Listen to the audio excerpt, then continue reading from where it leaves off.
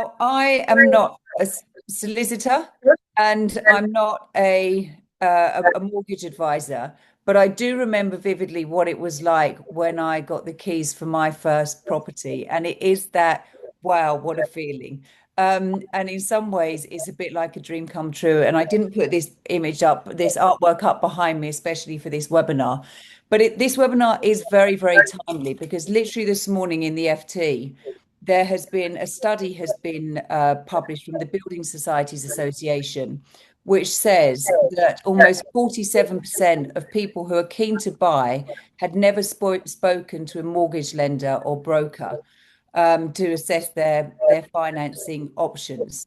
But two-thirds, that's 67%, said they could make a purchase sooner than they had thought after they were shown financing options. So while there may be some pessimism in the market of first-time buyers, this morning's session is going to reassure people that it's not all doom and gloom. There are options, and it can be a dream come true and not your worst nightmare. So, Oliver, if I just asked you to just briefly introduce yourself, then followed by Sophie, and then we'll get stuck into some questions. Absolutely. I think there's a little bit of feedback. I don't know if everyone could be on mute. That would probably work a little better. That's better. Yeah, my name's Oliver Whitehead. I run a mortgage brokerage in Putney, SW15 since 2009. My business has always been about looking after people during the journey of buying a property because it's stressful. We take the financial stress out of it, and you don't have to worry about it. That's the premise. Actually, the market is getting a bit more buoyant, thank God, because it was being a bit suppressed last year, mainly with confidence lower. But nowadays, banks are realizing that rents are high, so first-time buyers can't easily save for a deposit. So they're offering lower deposit options.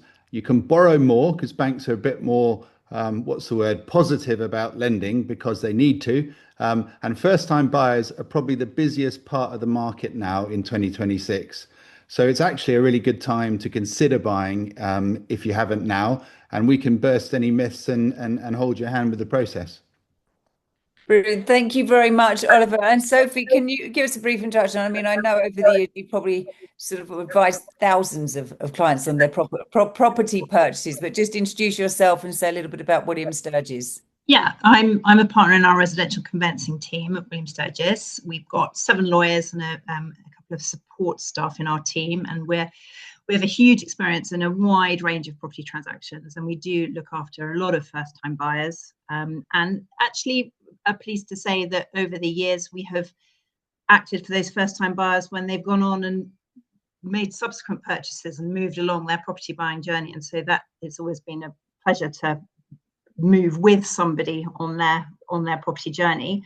I've known Oliver for a very long time. He, in fact, helped me with my first mortgage nearly 18 years ago or so. And so I know firsthand what a good job he can do and the help that he can give. Even though I was a conveyancing solicitor acting and buying my own flat, it was still incredibly stressful. And so having trusted advisors around you at that time is just invaluable. Okay. And I would add to that really quickly, Heidi, and say in the world of AI, we're all worried that the jobs aren't going to be around. But quite honestly, you need people that you can trust who have your best intentions at heart and are going to look after you during the experience.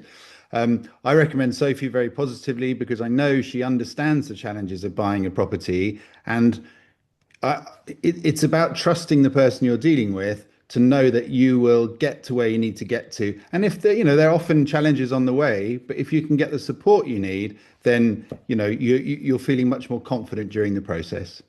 Oliver, I want to pick up on that because you touched on it on your introduction on what the reality of the first-time buyers market is right now, because we are all bombarded with new feeds every day where it's talking about property prices have never been so high. It's harder than ever to get onto the ladder. I know you said about the rental rents are high. Where we are right now, and there's talk that the interest rates are going to be coming down. Santander's as an example, is going to be doing sort of less 2 to 3% deposits. what is the reality, and are there still the opportunities for first-time buyers to get on the property ladder, which as Brits we are all very obsessed with? Absolutely. Bricks and mortar, we can trust. Everything else, we Yeah. can't. The reality is, it's increasingly becoming a luxury to own your own home, and there are lots of headwinds that are going to make that more difficult. One of the fundamentals are personal landlords aren't encouraged to have properties anymore because of the taxation and the restrictions. So they're coming out of the market. We're getting a lot of inquiries from first-time buyers saying, "My landlord wants to sell. Can I buy this house?" Uh, the reality of that is rents are going up because there's not enough buy-to-let properties. So with that as a backdrop, how do you save for a deposit? Well, it's hard with the cost of living anyway to function, as opposed to save a good amount of money. So bank and mum and dad is a huge part of a purchase these days, I'm afraid. But in reality, lenders see the marketplace for lowering the deposits. And what makes it really positive for first time buyers is lenders will lend you more money.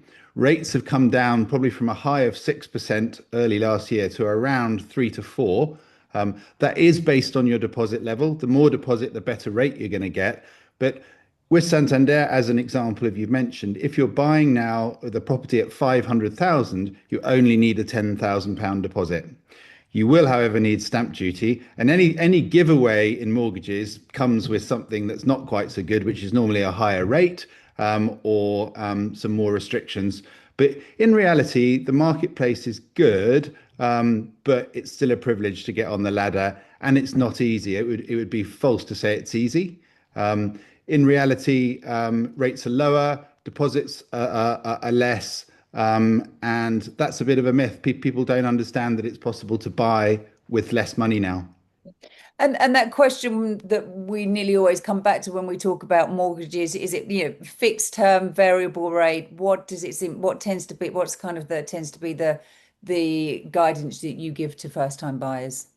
Well, interestingly enough, I talked about incentives from banks. If they're offering you a lower deposit, they're going to want to tie you in for 5 years. Nationwide will lend you more money as a first-time buyer, but you need to fix for 5 years. Now, that's not necessarily a bad thing. Most first-time buyers like the idea of a 2-year fixed because they know exactly what they're going to pay for that period and they can budget around it, but also rates aren't going to go up. Now, you could say, well, shall I go for a tracker? Because there's talk of the base rate coming down 2 quarter points. But in reality, that's more volatile than a first time buyer often would like. And there's a margin built in, so it's higher. So generally, a fixed rate is preferred. And probably the most important thing to tell you is that actually the fixed rate for a new purchase is probably lower than your rent, and you're paying some of the capital down. So again, that's a reason to have a discussion with somebody like me to figure out what's potentially affordable. And oh, okay, that's good. I'm paying. I always make the rather sarcastic joke that if you're renting, you're paying someone else's mortgage, because it's true. If you're doing your own mortgage, you have to do capital and interest, so you're paying your own mortgage debt down. So it's a bit of a savings plan. Okay. Now we're thinking about the process. I've gone and seen my property. I want to put an offer in. Now in the process, where does it is it advisable to have your mortgage in place first before you even start looking at properties, or vice versa, or should I be talking to my solicitor first? What's the Yeah, we call it process? being mortgage ready. And actually, it's really important because there are caveats to things that you may not realize. You have to check your credit status as a first time buyer. If you've been living with mum and dad or renting with friends, you may not have a great credit score. And that's really important when you're buying. You have to be picked up at a suitable address. So that's really important. And sorry, what was the rest of the question? I missed that. Yeah, no, it's that should you Yeah, not go should you and be ready? not look at properties before you've got Yeah. everything in place. Thank you, Heidi. No, you need to be ready. You need to basically do an agreement in principle. So to do that, you need to deal with a mortgage advisor, collect together your bank statements and pay slips, and run a credit check based on a scenario. That way, you know what you can borrow, you know what it's going to cost, and you've been rubber stamped by a bank. That's the first thing you should probably do in terms of being rubber stamped and ready to go. before you look on Rightmove. What I'll always say is you're going to need to get a conveyancing solicitor, and you need to explore that first, because it's one of the costs in buying the property, but also you need to actually realize that this is the process that's going to take a bit of time, and getting a good solicitor is really, really important. Otherwise, it's a bit of a gamble, and there's some conveyancing houses that just aren't good, and people do have some shock horror stories. So people probably don't appreciate that you really need to get your ducks in a row first, because that will just mean you've ticked off all the boxes. Because if you found the dream home, you're moving ahead, offer accepted, there's an issue with the credit, that is far from ideal. Well, that's a very nice segue to Sophie, where there are limited shock horrors at William Sturges. But Sophie, when do you find that most first-time buyers come to you in the process? To be honest, probably fairly late on. Quite often they won't actually come to us until they've actually found a property. Quite often, very helpfully, one of Oliver saying, I think you now need to engage with a solicitor, speak to Sophie and her team. But I would always say, do try and speak with a solicitor, as Oliver says, as soon as you possibly can in the process, because there's quite a lot of paperwork to be done before you even get to the property transaction itself. For example, the compliance checks that we have to do. So the sooner we can get started on all of that, the better. And also, if you're looking at properties and you might have questions about, I don't know, the length of the lease, or you don't understand there's been an extension and you're not sure if consent was properly obtained, and you don't know whether or not you want to make an offer because you're nervous about that, sometimes you might actually find it helpful just to have a quick 5-minute conversation with a solicitor, in advance of making an offer for a property, just so that they can either say, don't touch it with a barge pole, or yes, don't worry, this is something we see a lot. Don't worry, this shouldn't be too much of a problem because of X, Y, and Z. So if you touched on compliance checks, can you just unpack that a little bit for me? Yeah, sure. I mean, everybody nowadays should be aware of compliance checks. Anything that you do nowadays pretty much involves some sort of check on you.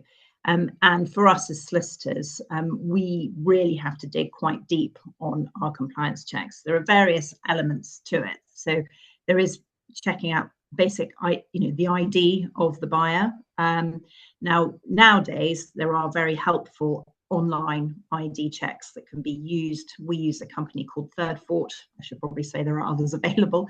So Third Fort is very straightforward. The client downloads an app onto their phone. They take a selfie. They take a picture of their passport. They take a picture of a utility bill.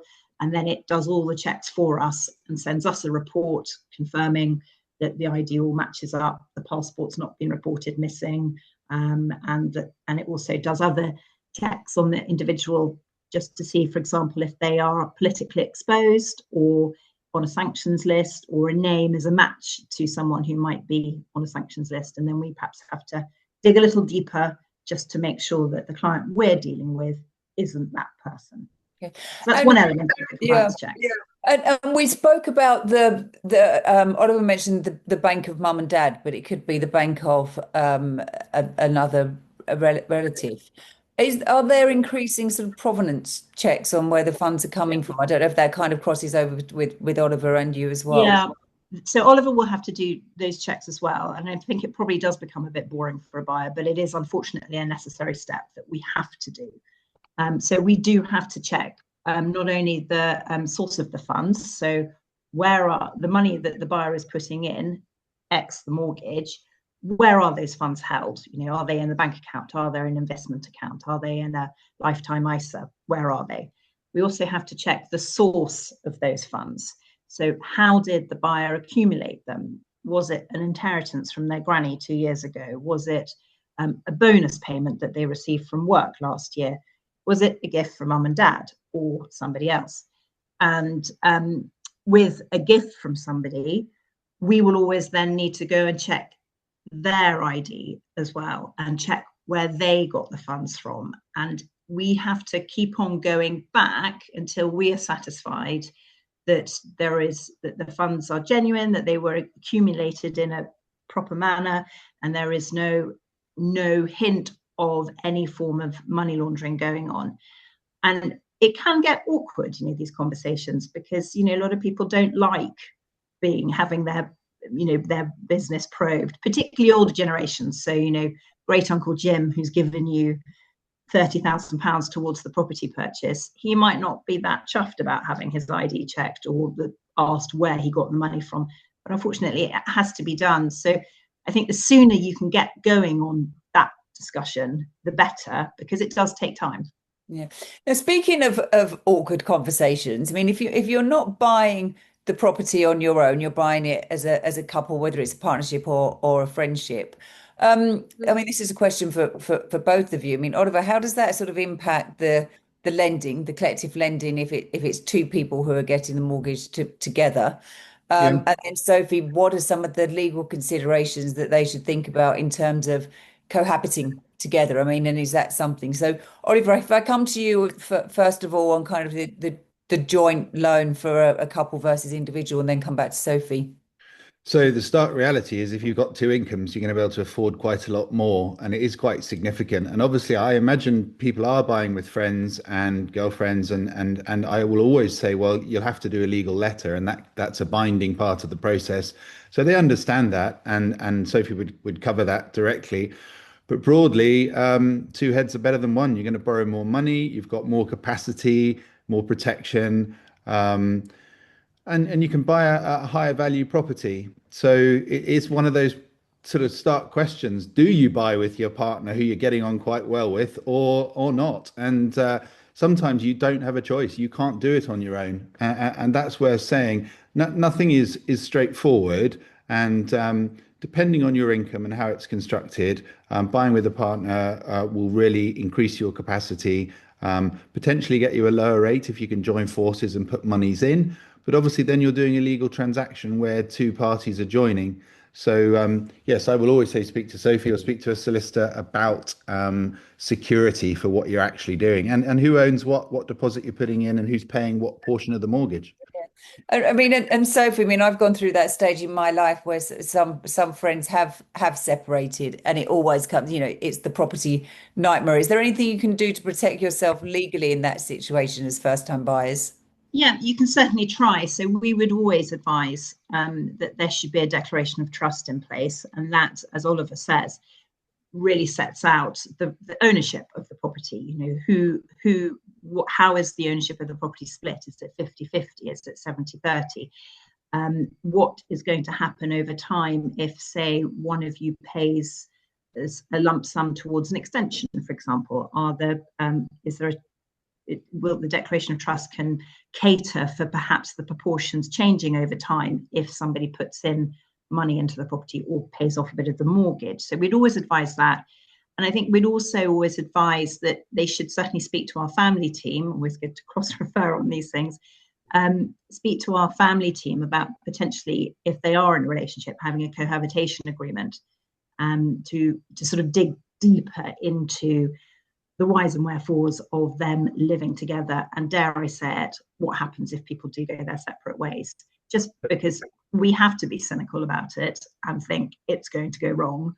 And therefore, we need to make sure our clients are fully aware that if it does go wrong, that there is a mechanism there to help them to ease the situation if they do sadly go their separate ways. Yeah, or presumably even, I don't want to be dooming and gloomy, but if they have to have it in their will as well. So that is something exactly. That, the first time, if you're a first time buyer, get everything right from the beginning, to think of all of the different eventualities. I would just mention, Heidi, quickly, sometimes it's from the parents. If they're lending money, they think, oh, I want to charge on the money I'm putting in on the property to make sure that if you fall out, that I can still get my money back. I mean, that's understandable in fairness, but Sophie's right. The legalities of those kind of things need to be done properly. Yeah. And then here we go. This is the million-dollar question of the morning. How long is this all going to take?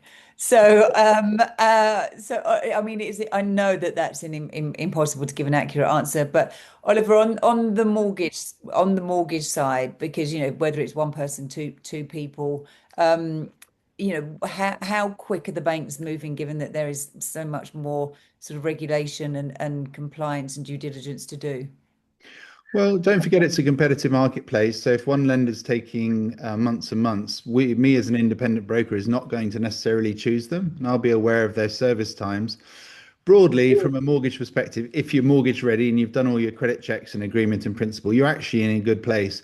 Once the offer's accepted, it's just a question of finding you the best rate and deal that suits your circumstances, doing potentially another agreement in principle if it's a new bank, and then applying for the mortgage. The average time to get a mortgage is about 3 weeks, but the conveyancing process is going to take 4 to 6 normally. So we're nearly always ahead of the game. We don't too often have solicitors calling us saying, where is the mortgage offer? Sometimes there's always there can be challenges, but broadly speaking, the process is apply for the mortgage. We will upload all the documents within 48 hours, and we will have asked you, Mr. Client, for all the documents. So we've got everything up front because we want the process to be smooth and easy. The valuation is normally instructed within 48 hours. So the estate agent will get a call on a new purchase and a valuation booked in. And then we'll continue to put pressure on the bank, prioritizing our client's application to get any questions sorted. And there are inevitably questions from different people in the bank asking about X, Y, and Z on the pay slips and all the rest of it. But if we've got a good working relationship with the client, we're in touch with them, we're making sure we know the answers to the questions, and we're pushing to get a mortgage offer. I say 3 weeks, we aim for 2 to 2.5. And then once the offer's across, with Sophie or another conveyancer, we're there to support the process. But fundamentally, our job is done, although we'll still monitor the rates because in recent times, rates have varied quite a lot. So we want our clients to get the very best rate and deal. I normally say to a client, door to door, it's probably 3 months. And unfortunately, when they have an offer accepted, I say don't choose the curtains, which is a bit flippant because no one actually knows with the legal process and the buying process in the UK if you're going to actually move in. Positively, you should do, no problem. Let's move forward. 4 to 6 weeks will tell you definitely, but for now, we don't know. Yeah, Oliver, that's such good advice because when I was buying my second property, it was a nightmare, but I'd completely redecorated about 6 different homes. I think this is sort of the, the revenue that was being generated by Homes and Garden and House magazines probably soared. In terms of that expectation management, I mean, it's so hard because you've got to kind of, your emotion goes into it because it's a really, really big step in so many ways. And then it's when it gets to the conveyancing stage, Sophie, I remember that I was part of a presentation that your colleagues were giving to big estate agents and talking, and I really learned a lot because I didn't understand that within the different like London boroughs, there are different requirements, and some processes are really slow, and not everything can be done digitally. I mean, you still really need that human intelligence. So what are some of the most common reasons for the delays that you see? Yeah, I think there are a few different problems, I think I would say currently. For example, there are some councils, RBKC for one, that has Sorry, what's had a RBKC? cyber attack. Sorry? What's RBKC? Royal Borough of Kensington and Chelsea. Okay. And they've had a cyber attack, and so they actually can't process searches at the moment, which of course throws everything out. And there are other London boroughs that similarly have had issues like that. So the searches can be a little bit problematic from time to time. Other boroughs are absolutely fantastic. Lambeth, for example, turns it around in 24 hours and seems to be bulletproof. But it's not the end of the world. You could take out indemnity insurance if the lender is happy instead of a search, and there are ways around it. Another delay could potentially, if you're buying a flat that has a managing agent and the managing agent needs to provide service charge information, and there's now quite a prescribed pack of documents that the managing agent has to provide. But if the seller has been a bit sleepy about getting organised and doesn't apply for that pack until, say, after they've had an offer or accepted an offer, some managing agents could take 5 to 6 weeks to provide that information. And it's completely out of the seller's hand to be able to speed that process up. And it's essential information that has to happen. But I think generally, if you don't have issues like that, I think Oliver's timescale of 4 to 6 weeks or so is, perhaps 6 weeks for a leasehold property, 4 weeks more likely for a freehold property. it's not too far off the mark. If the buyer has been very organised and got all the key players lined up in advance and has done all of the checks that they need to do and provided all of the documentation that they need to do in a timely manner when asked. Okay. And And of course, I would add, Heidi, so really quickly, that post-COVID, as we all know, a lot of these kind of services have really slowed down and are poor. So I'm at slightly an advantage because I've got a number of different lenders competing against each other. So they have to get systemized, they have to get better at what they're doing. And I have to say, in the old days, which no one in my office wants to hear about, we'd send off an application in the post, and a week later it would come back and they'd say, well, sorry, you've missed this box. Now, that's very antiquated, but that's how it was. Nowadays, it's all digital, it's submission, we're on it. So the process is much easier, but I don't have to rely on the land registry so much. I don't have to deal with some of these institutions that just aren't good enough sometimes because they're wayladen with applications that haven't been processed. But it is a challenge. There are challenges there, especially on the conveyancing side. and there are, I think some of the challenges is that it's almost like expect the unexpected from, that there are lots of different nuances if you're buying a new build or if it's an apartment that there could be lease extensions. I mean, you have to, I think having the knowledge from people like yourselves is invaluable, and you certainly can't trust what ChatGPT gives you answers for. I'd like to say to our guests who are on the webinar, if you drop some questions into the chat here, I've got the question bar open. So if you put any questions through that you have, I will ask them to Sophie and Oliver. So I'll keep an eye on that. But just thinking about kind of, what are some recent, can you share like a recent first time buyer's story with us, a recent client that you've worked with, and anything that you think that they any insights that they had and shared with you that would be worth talking about? From my perspective, it is sort of walking into the unknown. They really don't know what to expect. You can read information, but you don't know, and suddenly you're emotionally invested in an outcome. So they're very grateful when you help them and hold their hand during the process. And kind of what I do is I'm working as an underwriter right away. So I'm figuring based on your circumstances, your deposit income, what outcome you want, which bank would accept you based on your circumstances and who's got the best rate. So that's what I'm doing for you behind the scenes. But really, it's kind of a process of hand holding. It's updating people. It's trying to let a client know where we are every step of the way because they're extremely grateful because they're a bit blind to the process, how it's working. So, to let them know the application's submitted, the valuation's instructed, the estate agent's been contacted, it's been booked in, it's back, or we've got the case agreed, subject to valuation. Fantastic. That's only taken a week. Great news. So, yeah, I suppose in terms of first-time buyers, sometimes there are issues where, for example, yesterday a client had a bonus declared, and I had understood she had 2 years worth of bonus, but she only had one. Now that's quite a big issue in terms of banks. So I've then had to navigate and find her an alternative bank, which will take half of the bonus spread over 2 years effectively, and still get to an amount close to what she wanted. But then she's got to go back to her dad and say, we're short. Can you support me? So it's not always a perfect journey. Communication is key, gathering information. If we've done an agreement in principle, we've asked for your 2 years worth of bonus pay slips if that's what you've got. So don't get caught out. It's easily done. Thanks, Oliver. We've got some questions that have come through, so I'm just going to go through them. So, I mean, just building on that, is it true that it's really difficult to get a mortgage if you are self-employed and a first-time buyer? That's actually one of the myths. I would add to that during COVID or post-COVID, it has been harder for a self-employed person, which some of our self-employed clients aren't very happy about because it's their own business. They work very hard, and you only need one payslip if you're employed. But generally, for a self-employed person, you need 2 years finalized accounts, and we work with tax computations. So it isn't more difficult to get you a mortgage, but you do need a minimum of a 2 year history.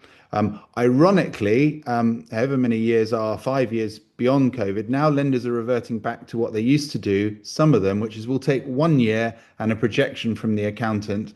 So it's finally getting a bit easier, but I would say self-employed have been unduly punished because of the COVID concerns. But it's not more difficult if you can evidence your income. It's just okay. Okay. Sophie, we've had a couple of questions about leasehold. So one of the questions is what should ring alarm bells when looking at leasehold properties? And then another question is the rebuying leasehold. What about ground rents doubling and the legal impacts of this? I think with leasehold, firstly, a first-time buyer needs to understand what actually it is. It's quite a strange concept for people, and I find it's very helpful to try and explain it to them. To sort of, you're going to have a lease of your inner shell of the flat, as it were, and then there's the freehold of the wider building, and just explain to them what a lease is and how it works. In terms of pitfalls or dangers to watch out for, there should, under, I would say, current rules, because the government, it seems at the moment, forever announcing overhauls of the whole system and changes and amendments to this, that, and the other, which they have yet to really bring in. But under current rules, I think it's key to make sure that the buyer understands the length of the lease. And at the moment, if you're getting down towards 80 years, that's quite short, because at 80 years, it becomes quite a bit more expensive to extend the term of the lease. So it is key from a buyer's perspective to learn straight off that what the length of the lease is. If it's more than 100 odd years, don't worry about it. That for the moment is absolutely fine. But at less than that, it is something that perhaps you might want to speak with a solicitor before you even make the offer, just to understand the process and what you might need to do over time as that lease gets shorter. And I would also add to that actually this is why you need a good solicitor. This is why I've recommended Sophie and William Sturges, because I know that they're going to cover off those questions. And you don't want to buy a dud property. And there are horror stories you hear about with people didn't realize about the lease. I mean, from a mortgage perspective, the lease has to be a certain length, and it's a factor, and it can impact on the value. Those are things, but things can be missed as well if you're not doing a proper job, a thorough job with the best interests of the client at heart. You are taking a risk in buying a property, and it's probably the biggest transaction financial of your life. Right. I mean, yeah, for me, sort of, ground rent is still an anomaly, but it's also things like service charge that you have to factor in. Now, we've had a comment here from one of our guests who says that surely 4 to 6 weeks is an absolute minimum time. This isn't realistic. I mean, in terms of expectation management, I mean, 4 to 6 week is optimal. That's to exchange. That's normally to exchange, Heidi, rather than completion. Completion is probably 3 months. Okay. So the whole process is 3 months. Completion, exchange, as Sophie says, is probably closer to 6 weeks. But it just depends, because sometimes, from my perspective, the client is trying to impress the vendor from the outset. So they will say, we can exchange in 4 weeks, knowing that that's not necessarily possible, but that's a leader to actually get the vendor to say, okay, they're committed and they're keen to move forward. So a lot of it's about confidence. The actual reality is it's going to take as long as it takes. And as Sophie says, if it's leasehold, if there's complexities, those have to be done and dealt with properly. And everybody understands that. And as a buyer, the further you get along during the legal process, the stronger your position, because someone else would have to catch you up. Okay. But yeah. So we've got more questions coming through. Is that what do you think is the one thing that buyers wish they'd known before exchange? I think potentially whether or not how long it's going to take, have realistic expectations on that, and as you say, not necessarily handing in the notice on their rental property, redecorating the flat, paying any money for that new sofa too far in advance of exchange. I think also they really need to engage properly with their solicitor and really understand and make sure they do understand everything that they're being told about the property, and not be afraid to ask questions. If the solicitor has sent them the lease and sent them a report on the lease, and there are things in there that they just don't really understand, do ask about it. When you're exchanging contracts and you're committing to the biggest purchase that you have made to this stage in your life, you need to understand absolutely what you're letting yourself in for. So don't be afraid to ask questions. Okay. And I would also Oliver, add again. I've got a few sort of specific questions here around mortgages, Oliver. So what is the most financially beneficial way to deal with a situation where one buyer is a first-time buyer and their partner is not? That's an interesting question. Ironically, being a first-time buyer is not necessarily an advantage in the mortgage market. In actual fact, first-time buyers' rates are often more expensive, which people don't really realize. Lenders will offer you three sets of rates, and first-time buyers may be the highest. It doesn't really impact greatly. In the past, there have been incentives as a first-time buyer that you'd want to jump upon, but it isn't really like that so much anymore. Um, I would add actually, as a first-time buyer, you're in a pretty strong position because you've got nothing to sell. And I say that to clients, speak to your estate agent and say, actually, you're not in a chain. You've been agreed in principle. You've offered close to what they want. You're a really attractive buyer. So that's key. But to answer the question, I would say there's no specific advantage or disadvantage if you're buying with a first-time buyer. It's more, is there any other properties in the background? Because that is a negative from a stamp duty perspective. Now we have another one here, which is, I don't know what this is an acronym for, which is, do you see more AVM mortgage valuations? What's AVM? Oh yeah, so I don't necessarily know what it stands for, but it's basically just having it done as a desktop valuation. And the answer to Okay. that is 100% yes. So Lenders sorry, want Oliver, the I'm just going to pause you there because I'm just no going to problem. read the rest of the Oh, question so thank you you. can we'll do the quite complete answer is, do you see more AVM mortgage valuations taking place rather than the old physical survey MV? What are the lead times at the moment to get the mortgage valuation booked? And can you control who does the mortgage valuation, or is it up to the bank?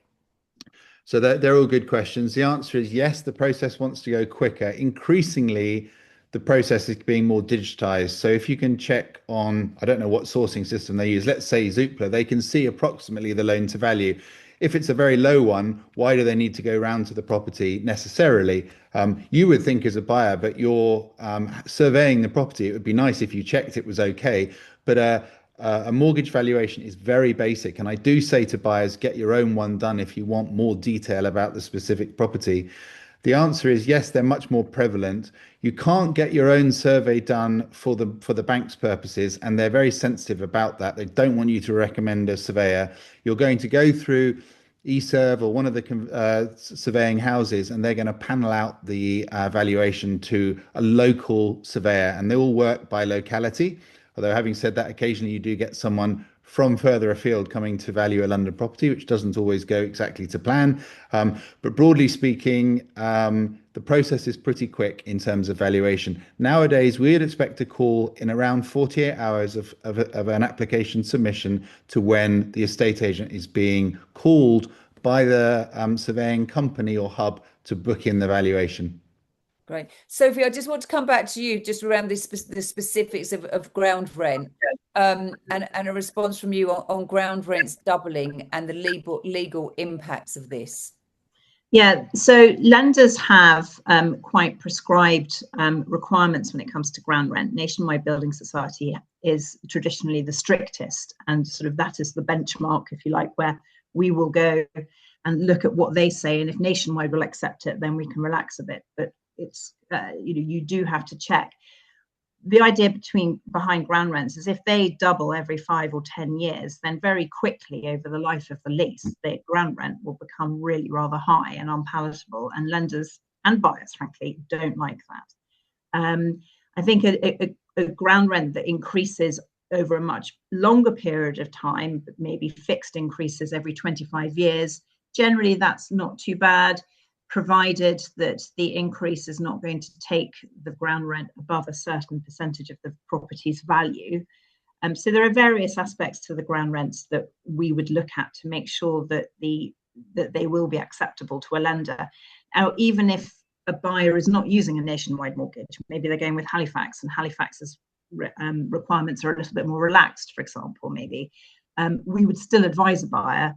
Nationwide, who are the strictest, wouldn't accept this lease. And so the lender you're going with may be more relaxed, but just think what happens when you want to remortgage in 2 years, or you want to sell in 2 years and that person wants to use Nationwide. So you need to make sure that the lease is acceptable to all lenders from day one.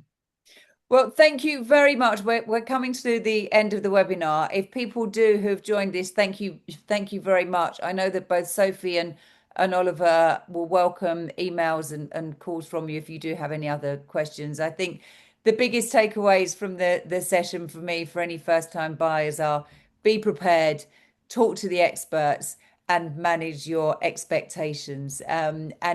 And it's not as scary out there as it may seem, and it's not all doom and gloom. So thank you both very, very much, and we will wrap up there. Pleasure. Thanks for hosting, Heidi. Thank you. Yes, You're thank you welcome. all. Thank you.